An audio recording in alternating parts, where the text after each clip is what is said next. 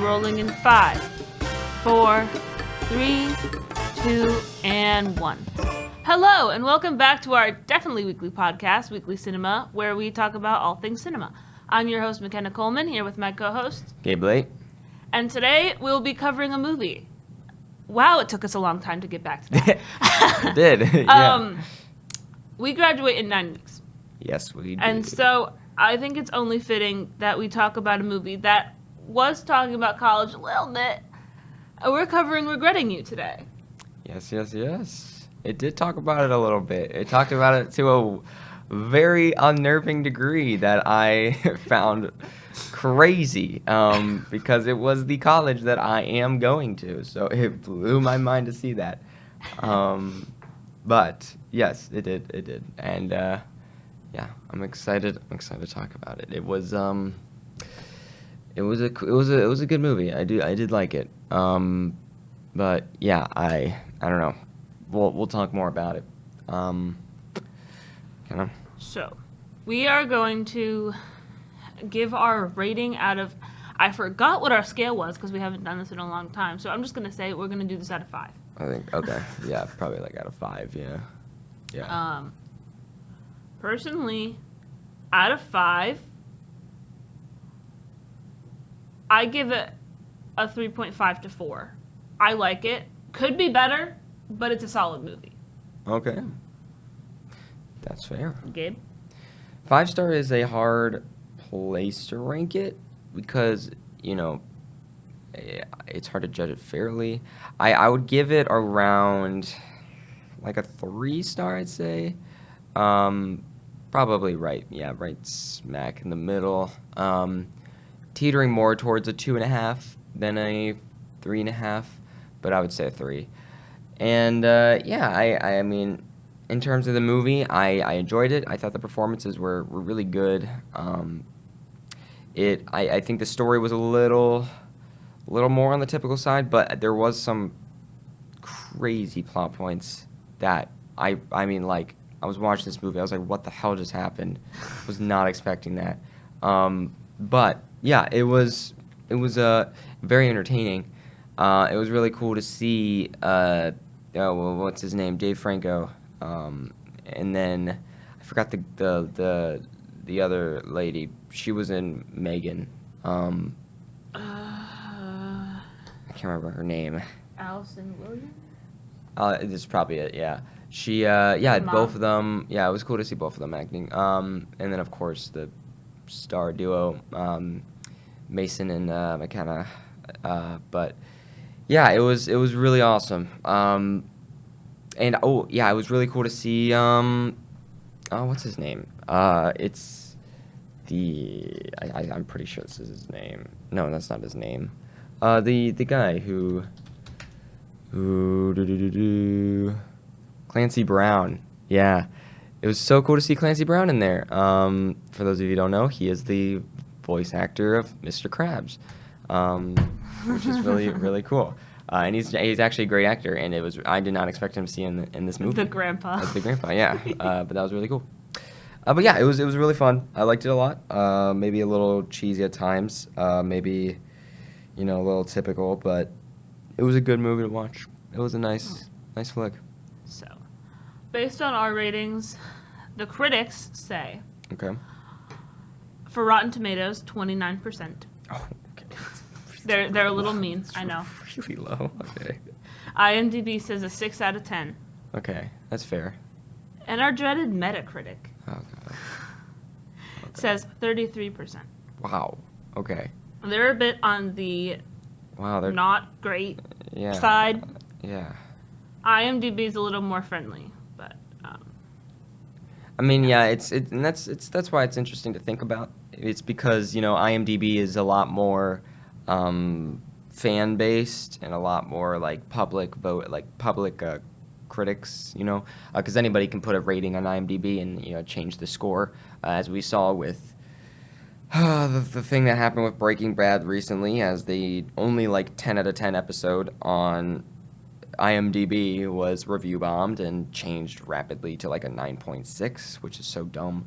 But yeah, IMDb, you take it with a grain of salt. It's a lot of fan-based ratings. But it's also, it also at times is much more, I think, credible than real life, like actual critics, because at the end of the day, you want to see what movies you'd like to watch, and IMDb is a good way to see, like, oh, what is the general consensus on what people who actually watch movies, just casual moviegoers, think about it, which is cool to see. And then you look at the actual critics who are, like, actually rating the movie critically, and that's why it's a whole different story, right? We have Metacritic and Rotten Tomatoes, which are just low, really low.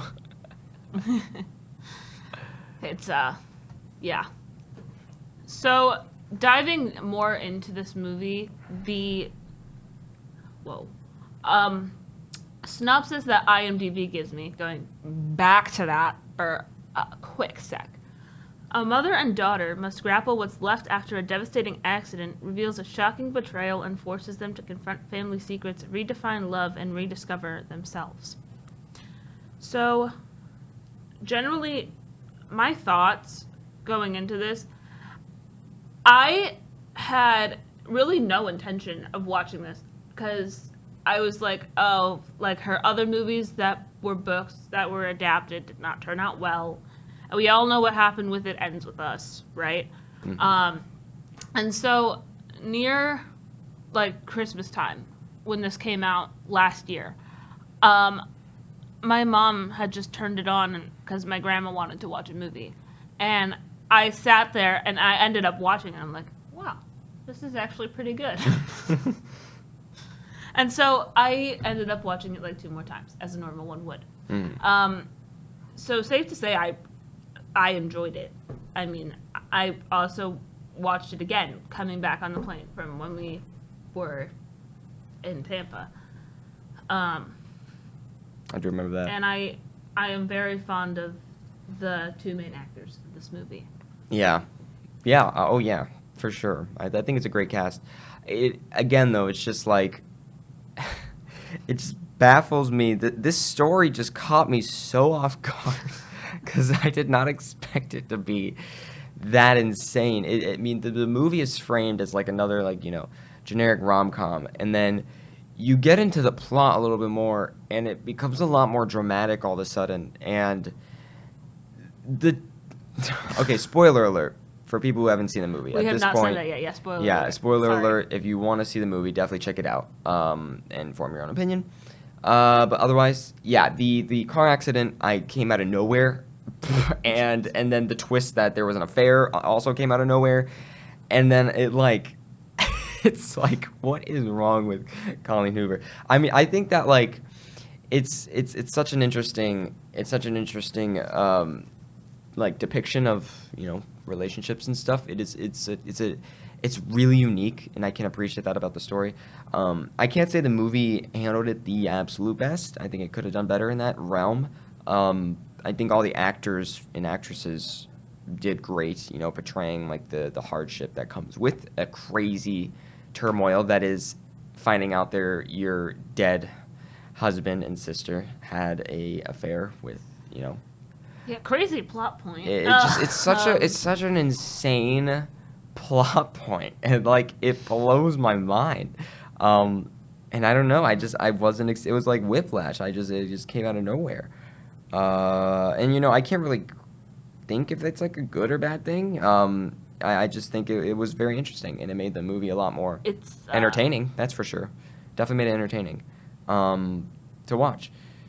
And then yeah, like again, Dave Franco just spiraling then, and it was kind of fun to see McKenna Grace kind of have to calm his character down and bring him back to reality, especially with his baby after he left the baby with. I do gotta say that's another insane plot point. That is a crazy plot point. I do gotta say, in this movie, I do think McKenna's character, I can't remember the names of the characters, but McKenna's character is the most down to earth one, and the one that is the most sensible in all this. But also, I think her character really needs to give some people a break. And it was kind of hard to root for her at times because it was like really like, dang, you need to like, you need to stop being so mean to everybody. Like you need to stop pushing everyone away.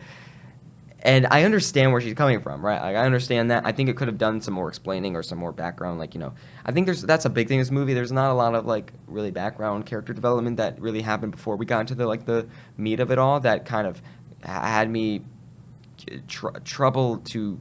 It made it hard to kind of get on board with it at times, especially like with the main thing that you were talking about before I saw this movie, which is Mason's character, having a lollipop like at all times, and we never really get an explanation for why. No, that's explained in but the it's book. explained in the Much book, more. right? And And that's I when did it start the book. becomes, and that's when it becomes like an idea of like, okay, was this just not a good adaptation, not a faithful adaptation? Was there creative liberties made? I don't know. I'm curious to see what you say once you finish the book. But it is interesting. It is. No, but it is hard. I root for them. I do. Yeah. But they both need to give each other a break at times. Yeah. Is something I was like, oh. Yeah. Like, damn. Right. Agreed. I think you both need to lay off a bit. For, like, healthy reasons. At points, that relationship was a bit rocky. It was. I gotta say. It was. Yeah. It was. For sure. So, what else can we cover on this? I'd say, like, best scene, best quote, we can dive into a little bit. Yeah. Yeah. Let me think about that.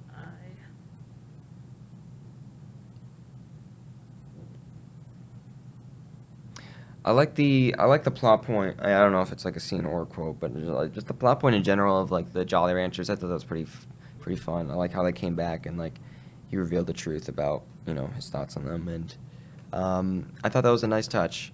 I did think so. It's hard to credit the movie in ways where you don't really know if you're crediting the book or the movie, because I really can't tell if this is just a one-to-one copy or if there's any original ideas here. I don't know, because we haven't fully read we don't know. But in terms of that, I do like that point a lot. That was really sweet. Mine, I gotta say the end. The promposal. The end was nice. Yeah, I like that a lot. I know it's a bit in like the cheesy realm. Yeah. And I can understand that, but I think it was a sweet gesture. For sure. I think that really shows the character progression from beginning to end as well. Oh, yeah. Because in the beginning, Miller was quite a bit of a jerk. Yeah. Always saying, oh, no, I have a girlfriend. Sorry. But I think that was actually really funny when he mentions in the video, he's like, if you turn back and give me a ride, I'll take it as a sign. If you don't. Right. Yeah, I really like that too. That was nice. It was also nice, like that whole moment with again the grandpa there, and it is very sad what happens to his character, but also that too, as it kind of felt kind of sudden, Mm-hmm. But again, it's all like book to movie adaptation stuff. That's every problem of every adaptation movie. But I also really like the fact that he was a filmmaker, she was an actress. That was nice. And he worked at AMC. That was very clearly a sponsorship there, but that was that was a nice touch. I did like that a lot. I also found it funny, the part Ephraim was like, oh no, she's running. Oh yeah. Yeah. That was funny. That was really funny. There were some comedy elements to this. For sure. Which I did enjoy. Yeah. Yeah. So it's basically. I always have to hit the mic accidentally. Yeah. In these episodes. Yep. Yep. Without fail. I think that covers it. Yeah, I mean, I guess in general, just as final thoughts, I haven't seen a lot of movie adaptations of this author's books. Like you said, It Ends With Us. I haven't seen or anything, but I do think she is a very unique writer. It's I did learn Very something unique. though. Oh yeah. You know, the day we spent 3 hours in Barnes and Noble Oh, on yes. senior skip day. Yeah. Which, if you didn't know by the title of this playlist, we are graduating soon. We're seniors. Right. Right. I was talking to one of the workers there, Uh-huh. and she was telling me about like some of Colleen Hoover's books, specifically like Verity and others and stuff. Mhm. And she was like, I think the reason that is why her writing is so, out there Yeah. is because she cannot fully finish her books and she has a ghostwriter finish the rest. So the plot points are kind of like, whoa. Whoa. Interesting. Yeah, I was like, huh. That's so weird. Why? Because she got sick Oh, fast. because she got sick. Oh, I didn't know that. Oh, okay, okay. Yeah, so that's the reason that is. But I mean, the problem with Oh. book to movie adaptations too is that you cannot fit everything you have in the book into Yeah. like a 2-hour time span. Right. You have to cut out some things, and that's why I think you don't fully get the real character arcs. Yeah. Yeah. I mean, it's always difficult, for sure. And I mean, it's difficult reading the book after you've seen the movie, but I'm pushing through. I need to know. Yeah. Yeah. That's what I think. Man, yeah, it's. I don't know. It's really. It's also cool to see, like a young romance again. Like it's cool to see these movies still being made, and also the two child actors there, not child, but the younger couple is Mason and McKenna. They are dating in real life. People did think that was like just a launch for the movie. They thought it Or was just like promotion for the movie. But we're like, no, if you can clearly see, They are together. look past that. Yeah. Yeah, and they were very, very comfortable with each other in the movie. That's for sure. What do you mean? It's definitely Miller and Claire's hard launch. Wink. Yeah, right, yeah. Yeah. Yeah.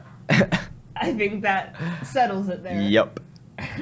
But yeah, it's crazy. Yeah. Crazy. All right. So, thank you for watching this episode of Weekly Cinema. We will definitely try to cover more movies more often, as our name states. We will try. No problem. Yeah, no problem. All right. So, till next time, I'm McKenna, I'm Gabe. and it's been a pleasure. See Bye. ya.